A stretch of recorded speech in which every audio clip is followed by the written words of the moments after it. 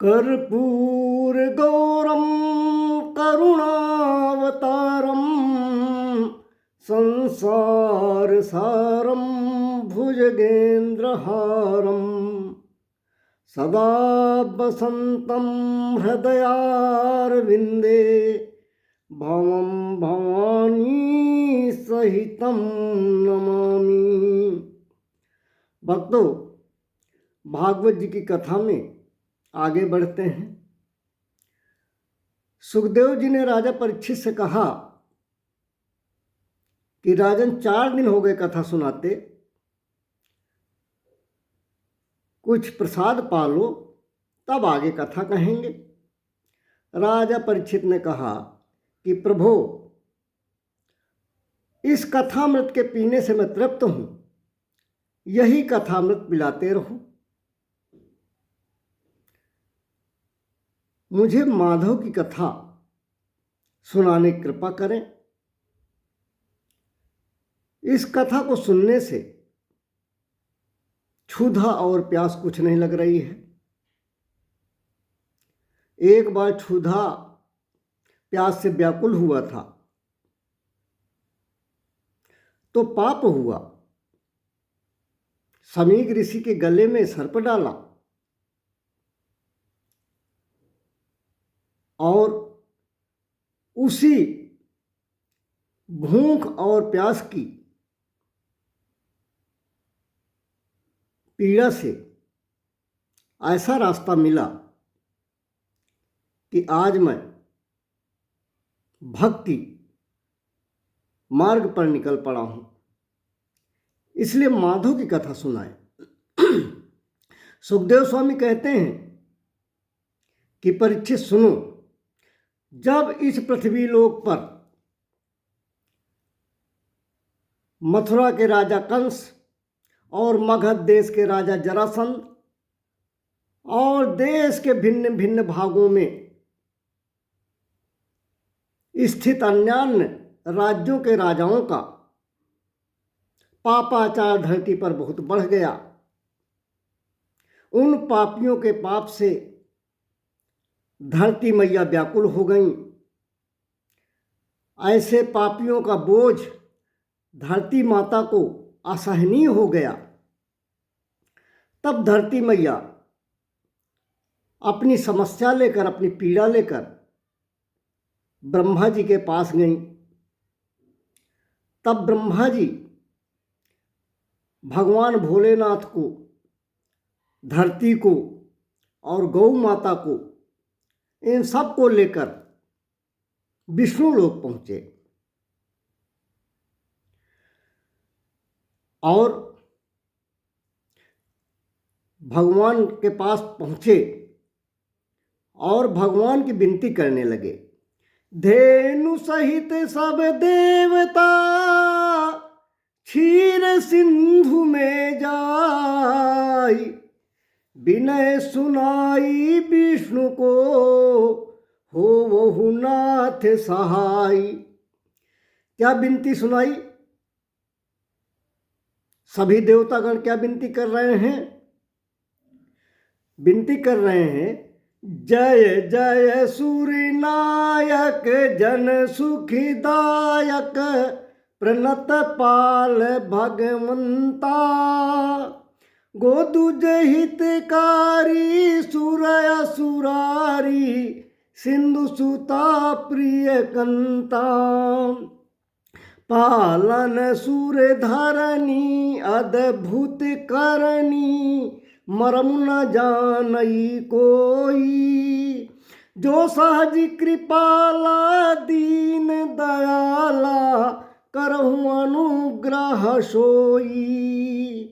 जय जय अविनाशी सब घटवासी व्यापक परमानंदा, अभिगत गोतीतम चरित पुनीतम माया रहित मुकुंदा, जहि लागी विरागी अति अनुरागी विगत मोह मुनि वृंदा, निशिवासर ध्यावहि गुण गण गावहि जयति सच्चिदानंदा।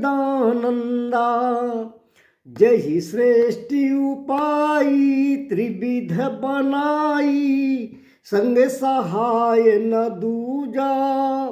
सो करहु अघारी चिंत हमारी जानिय भगति न पूजा। जो भव भय भंजन मुनि मन रंजन गंजन विपति बरु था। मन बच क्रम बानी छाड़ी सयानी शरण सकल सूरजू था।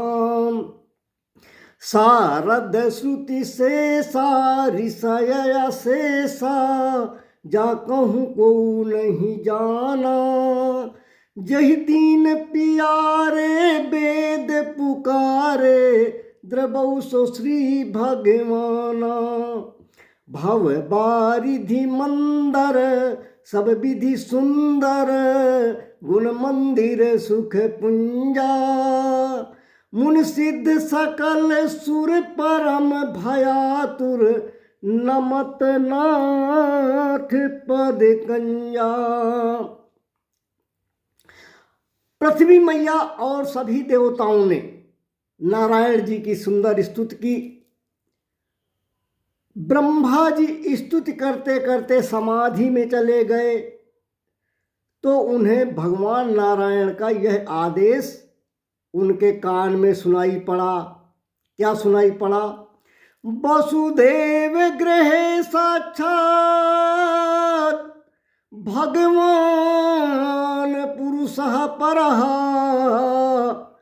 जनिष्ये तत्प्रियार्थः संभवन्तु सुरस्त्रियाः। नारायण ने ब्रह्मा जी के कान में कहा कि मैं मथुरा में वसुदेव देवकी के यहाँ प्रकट होऊंगा।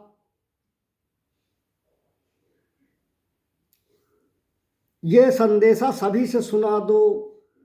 यह भी बता दो कि मैं अपनी आह्लादनी शक्ति के साथ प्रकट होऊंगा। तब ब्रह्मा जी ने पृथ्वी व सभी देवताओं को बताया कि वसुदेव जी के घर साक्षात पुरुषोत्तम भगवान प्रकट होने वाले हैं और उनकी आह्लादनी शक्ति श्री राधा जी वृषभान नंदिनी बनकर बरसाने में प्रकट होंगी। भगवान शेष नारायण भी उनके बड़े भैया बनकर बलराम बनकर अवतार धारण करेंगे। इसलिए भगवान का आदेश हुआ है कि सभी देवता और उनकी देवियां प्रभु और राधा रानी की सेवा में ब्रजमंडल में प्रकट हो जाएं। देवता और देवियां भगवान की आज्ञा मानकर मथुरा क्षेत्र में ब्रजमंडल क्षेत्र में यत्र तत्र सर्वत्र ग्वाल बाले के रूप में प्रकट होने लगे। अब इधर मथुरा के राजा उग्रसेन जी बहुत ही धर्मात्मा हैं, दयालु हैं, प्रजा को बड़ा स्नेह करते हैं। प्रजा पालन में निरंतर तत्पर रहते हैं, समुचित न्याय करते हैं। पर इनका बेटा है कंस। कंस बड़ा दुष्ट है, बड़ा अनाचारी है। कसी हिंसायाम धातु से कंस बना, जिसका अर्थ होता है जिसको हिंसा में रुचि हो वह है कंस। आज भी जो लोग हिंसा में बड़े प्रवृत्त होते हैं, जिनकी हिंसा में रुचि होती है, भले ही उनका नाम कंस न रखा गया हो, पर उनका सही अर्थ कंस ही है। मार काट, लड़ाई झगड़ा, क्रूरता जिसको बहुत पसंद हो वही है कंस। कंस इतना दुष्ट है कि एक बार उसने अपने पिता उग्रसेन को ही जेल खाने में डाल दिया, अपने पिता को बंदी बनाकर स्वयं गद्दी पर बैठ गया। एक बार कंस ने देखा कि उसके चाचा देवक की पुत्री देवकी विवाह योग्य हो गई है। कंस ने विचार किया कि बहन की कहीं शादी तय की जाए। कंस गया तो वसुदेव जी से रिश्ता तय कराया देवकी का, धूमधाम से शादी भी कर दिया। अब जब बहन की विदाई का समय आया तो कंस ने फिर सोचा कि इस समय हमारी छवि कुछ बहुत खराब है, लोग हमें बड़ा दुष्ट, क्रूर, आतताई, पापी, अनाचारी मानते हैं। इसलिए कुछ ऐसा नाटक करूं कि लोग हमें दयालु समझने लगें।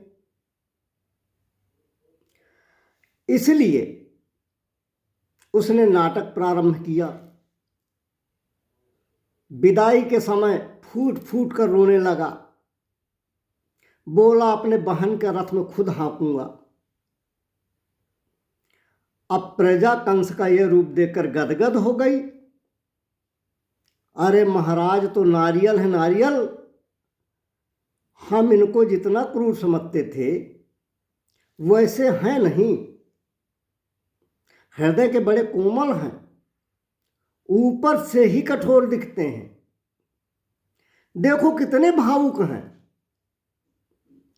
आज जब बहन की विदाई का समय आया तो धैर्य जवाब दे गया, बच्चों की तरह फूट फूट कर रो रहे हैं। कंस के इस बनावटी नाटक से देवताओं की धड़कनें तेज हो गईं। सोचने लगे कंस तो बड़ा नाटकी है, इसने प्रजा पर ऐसा प्रभाव छोड़ा कि लोग इसे सज्जन, अच्छे स्वभाव का व्यक्ति समझने लगे हैं। और देवकी मैया तो इससे बहुत ही भावुक होकर मिल रही हैं। यदि माता देवकी भी इसके सही रूप को समझ ना पाएंगी,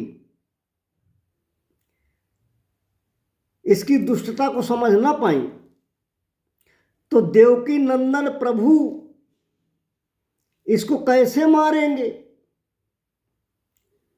देवताओं ने सोचा कि कंस का असली स्वरूप समाज के सामने प्रकट किया जाना आवश्यक है। इसलिए जैसे ही कंस ने देवकी वसुदेव के रथ की लगाम संभाली, रथ आगे बढ़ाया, तो देवताओं ने आकाशवाणी करा दी, अस्याह त्वामष्टयो गर्भो हंतायाम बहसम बुध। हे बुद्धिहीन कंस, जिस बहन देवकी के विवाह में तो इतना भावुक हो रहा है, बड़े उत्साह से जिसके रथ की बागडोर संभाले हुए है, उसी देवकी का 8वां पुत्र तेरा काल होगा, उसी के हाथ से मारा जाएगा। जैसे ही कंस ने आकाशवाणी सुनी, कंस का सारा प्रेम गायब हो गया, रथ रोक दिया, तलवार हाथ से निकाल ली, देवकी के केस पकड़कर रथ के नीचे फेंक दिया, बोला जब बांस ही नहीं रहेगी तो बांसुरी कैसे बजेगी, मैं अपनी बहन देवकी को ही मार डालूंगा। सारी प्रजा अब समझ गई कि वास्तव में कंस का प्रेम बनावटी था, ये तो बड़ा दुष्ट है। दुष्टों की प्रीति पानी की लकीर की तरह होती है, जिसकी धारा बनते बिगड़ते देर नहीं लगती। दुष्ट लोग पग पग में रूप बदलते हैं। कंस ने जैसे ही देवकी को मारने के लिए तलवार उठाई, वसुदेव जी ने उसका हाथ पकड़ लिया। आखिरकार पति हैं। पात रक्षति सपति, पाति रक्षति सपति। जो अपनी पत्नी की हर तरह से रक्षा करे वही होता है पति।